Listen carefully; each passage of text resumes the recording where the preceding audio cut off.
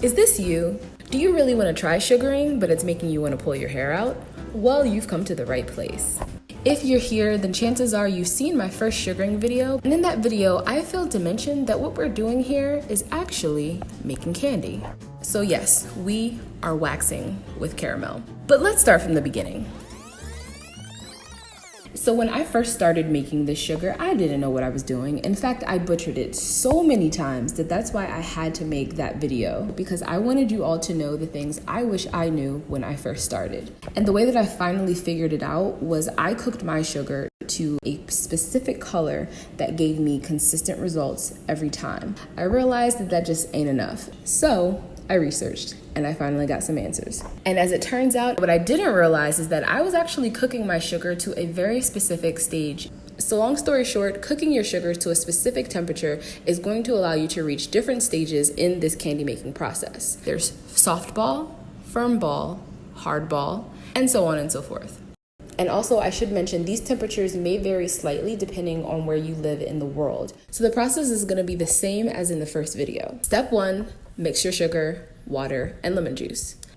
2, put them on medium to high heat.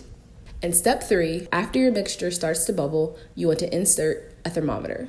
Just make sure that it's not touching the bottom and that it's at least about 1 inch into the liquid, because this is going to give you the most accurate reading. A few of you did ask me for recommendations for what type of pan you should use to make this sugar. And I would recommend a saucepan. And the taller, the better, because as your sugar bubbles, the less you have to worry about it overflowing. And most importantly, you don't have to stir it. And again, do make sure that you've removed the sugar from the range as soon as it reaches the right temperature. Here, I have 2 cups of dry sugar versus 2 cups of sugar, a 1/4 cup of lemon juice, and a 1/4 cup of water, just so you guys can see the volume difference.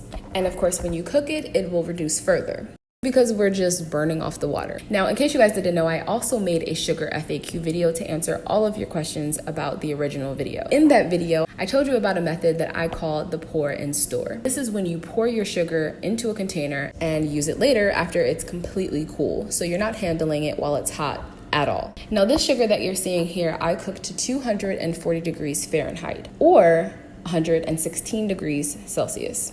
And as you can see, it's pretty firm. However, I made this sugar a week ago. That's right, this sugar sat for 7 days, but it's still pliable. So this is what's referred to as a cold sugar, but it's more like room temperature.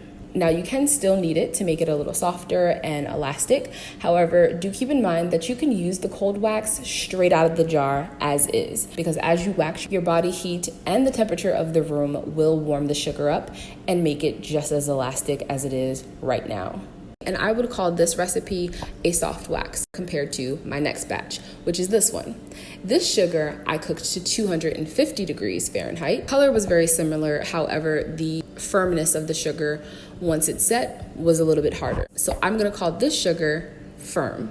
And the last sugar I cooked to a hard stage, which, as you can see, is thicker than a bowl of oatmeal. As you can imagine, makes it very difficult to remove from the container. From this firm batch that I couldn't even scoop, I took a small piece and I kneaded it the day before. And as you can see, it's still really soft. In fact, I showed you my sugar in this stage in the first video.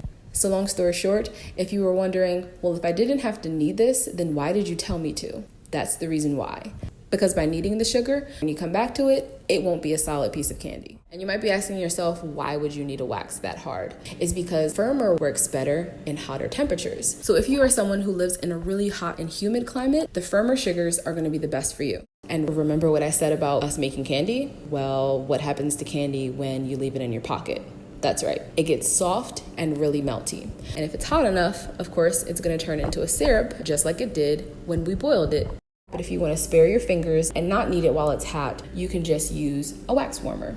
Now, you guys might have noticed that I've changed the container that I've been storing my sugar in, and one of the reasons is because it fits perfectly into a standard size wax warmer. Just keep in mind that it is slightly taller, so I don't think that the bottom is touching the metal conduction, but it still warms it all the way through. So just to reiterate again, you can make your sugar to whatever consistency you think will be the easiest for you to work with. So this is how I make a soft, firm, and hard cold wax. This is a sugar that I undercooked. it still has a lot of water content. And the way that I know that is because when I go to spread it onto my skin, when I apply the strip to remove it, it actually soaks through. And this is a non-cloth wax strip. You'll also know if it's undercooked because, as you can see, it has barely pulled any hair out. And I know this might be a little bit difficult to see because my hair is pretty fine, but that's what happens after you've been waxing for a while. Do you see how it's separating? This isn't even close to being a paste. This is syrup.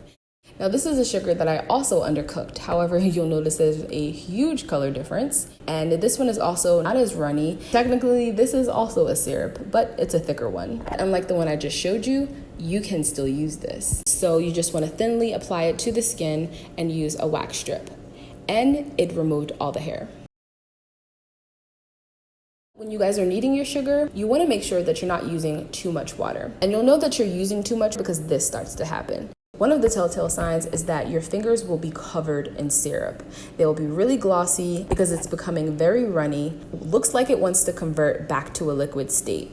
And the more water you add, the worse it gets. So remember, guys, we are making candy. We're working with sugar. And what does sugar do in water? It dissolves. Save the excess water for tea and coffee. But of course, if you're using the cold paste, there's no water needed. Since I am trying to fit a lot of information into these pretty short videos, I can make another video if you guys would like me to on how you apply sugar and how to use it cold and warm. I hope you guys enjoyed this video. If you did, please do give it a thumbs up because it really lets me know what you guys want to see more of. And make sure that you share because sharing is caring. And I'll see you guys next week in the next video. Bye.